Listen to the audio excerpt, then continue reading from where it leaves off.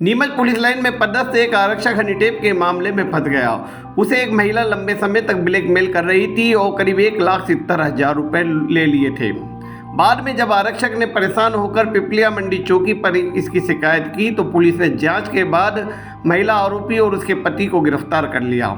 पूरा मामला मंदसौर से जुड़ा हुआ है। मंदसौर के पिपलिया मंडी पुलिस चौकी पर आरक्षक गोपाल मालवी ने एक आवेदन दिया। आरक्षक गोपाल मालवी नीमच पुलिस लाइन में पदस्थ है, लेकिन वह अपने ही गांव की निवासी रंजू तिवारी के झांसे में आ गया और रंजू तिवारी उसे लगातार ब्लैकमेल कर रही थी।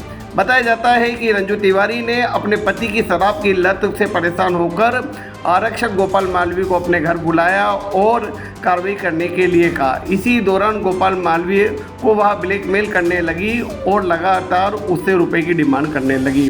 बाद में हनीटेप का मामला बनाकर उसे फंसाने की धमकी देने लगी, जिसके बाद आरक्षक उसे लगातार पैसे दे रहा था और 1.5 साल के दौरान करीब 1,70,000 रुपये तक उसे दे दिए। लेकिन महिला की डिमांड लगातार बढ़ती जा रही थी। इससे परेशान होकर आरक्षक ने पिपलिया मंडी चौकी पर एक आवेदन दिया, जिस पर तुरंत कार्रवाई करते हुए चौकी प्रभारी धर्मेश यादव ने तत्काल कार्रवाई की और मामले की जांच की तो कई सारे सबूत सामने आए। इसके बाद आरक्षक की शिकायत पर महिला रंजू और उसके पति को गिरफ्तार कर लिया।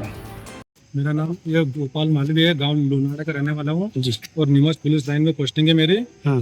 इसका पति शराब पीता है और ये दोनों मिलके ये काम करते हैं। तो ये मुझे हनी ट्रैप के केस में उलझाना चाहती थी और मेरे फोन लगाते थे और व्हाट्सएप में बोलती थी कि इसने पैसे की मांग करी, अगर तुम पैसे नहीं दोगे तो मैं तुम्हारे खिलाफ झूठा मुकदमा कायम करवाऊंगी। फिर मैंने हिम्मत दिखाई और मैं पुलिस थाने आया और मैंने एफआईआर दर्ज करा इनके। अब लड़के से किस तरह संपर्क में आए थे, किस तरह से व्हाट्सएप नंबर लेन देन हुआ था? नहीं, उसके पति के फोन से फोन आया था मेरे पास कि मेरे घर पे आओ, कि मेरे पति शराब बहुत पीता है, इसको समझाना है और इसके खिलाफ कुछ कार्रवाई करवाना, कुछ दिन इसको पुलिस से बंद करवाना। मैंने बोला पिपलिया में जाओ, करेगी पुलिस बंद।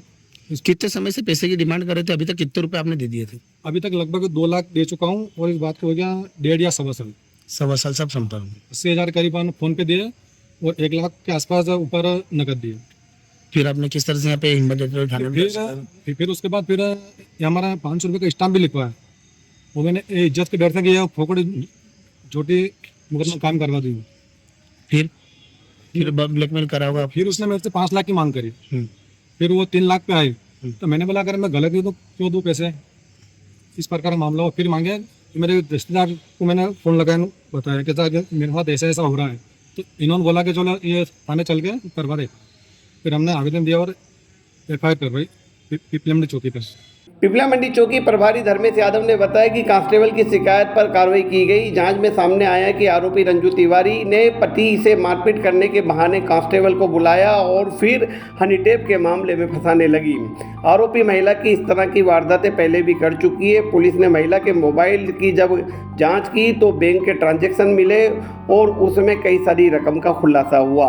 इससे पहले भी अनेक लोगों को महिला शिकार बना चुकी है, जिसके बाद महिला के खिलाफ कार्रवाई की गई और उसके पति को भी गिरफ्तार कर लिया गया है। कुछ दिनों पहले फरियादी गोपाल मालवी द्वारा एक आवेदन प्राप्त हुआ था, उसकी जांच की गई, वरिष्ठ अधिकारियों से चर्चा की गई और उसमें बीएनएस की विभिन्न धाराओं में एक्सटॉर्शन की धारा जिसमें सम्मिलित है उसमें अपराध पंजीबद्ध किया गया।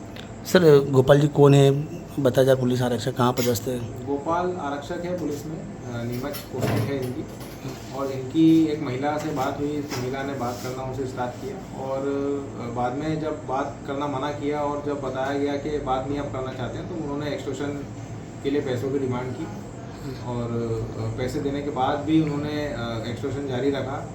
काफ़ी परेशान था पीड़ित तो इसलिए अपराध पंजीबद्ध किया गया, उसके द्वारा शिकायत पर। सर बीच में भी 500 रुपये स्टाम्प पे समझौता होता है, इनके लिए फिर धमकी मिलने लगी, क्या रहा था कारण? इस तरह की घटनाएं महिलाएं पहले भी कर चुकी है। रंजू तिवारी गिरोह का इसका सदस्य है, हरीश तिवारी, उसके साथ में मिलकर ये कई लोगों के साथ में इस तरह की चीज़ें कर चुकी है, जिसमें पहले ये लोगों से बात करती है, उनसे मित्रता बढ़ाती है और फिर बाद में पैसों की डिमांड झूठे केस में फंसाने को लेके ये लोगों को डराती है और पैसे देती है। आम जन से किस तरह की अपील करेंगे सर, इस तरह की महिला जो भाषा में फंसाती है तो भूल के पुलिस के सामने आए, हिम्मत दिखाए? जनता से तो यही अपील करना चाहूँगा कि पुलिस विभाग भी काफ़ी सतर्कता बरता है। कई कैंपेनिंग हम लोग चलाते हैं, अनजान फ़ोन ना उठाएं, वीडियो कॉल ना उठाएं अनजान और कोई भी इस तरह की फर्जी कॉल हो तो पुलिस को सूचना दें और 1930 पर कॉल करें।